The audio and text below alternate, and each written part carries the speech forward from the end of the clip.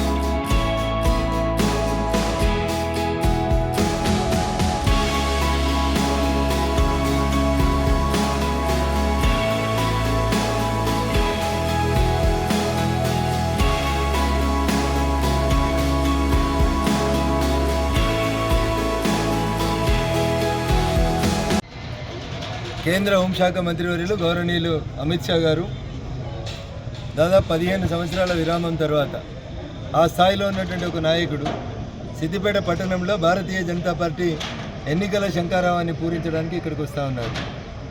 ఈ సందర్భంగా సిద్దిపేట, గజ్వేల్, దుబ్బాక 3 శాసనసభ నియోజకవర్గాల నుంచి భారతీయ జనతా పార్టీ నాయకులు, కార్యకర్తల్ని పెద్ద ఎత్తున సమీకరించి మెదక్ పార్లమెంటులో భారతీయ జనతా పార్టీ గెలవాల్సినటువంటి ఆవశ్యకతని ప్రజలకు విశదీకరించేందుకు మారిన కాలానికి కొత్త చాణక్యుడిగా భారత పార్లమెంటులో అన్నీ తానై చక్రం తిప్పినటువంటి నాయకుడు, అభినవ సర్దార్ వల్లభాయ్ పటేల్కి వారసుడు, నాటి సర్దార్ వల్లభాయ్ పటేల్ తర్వాత అంత గొప్ప నాయకుడిగా పేరు తెచ్చుకున్న ఉక్కు మనిషి అద్వానీ గారి తర్వాత, అద్వానీ గారు 2011లో సిద్దిపేటకు వచ్చిపోయిన తర్వాత ఇప్పుడు మరీ ఆ స్థాయిలో ఉన్నటువంటి ఒక గొప్ప నాయకుడు, ఈ దేశానికి అవసరం ఉన్నటువంటి అనేక చారిత్రక నిర్ణయాలని ఒంటి చేత్తో నడిపించినోడు, ఇటు లోకసభని అటు రాజ్యసభని in the absence of prime minister కూడా అన్నీ తానే నడిపినటువంటి నాయకుడు, అపర చాణక్యుడు రేపు మెదక్ పార్లమెంట్లో అడుగుపెట్టబోతున్నారు.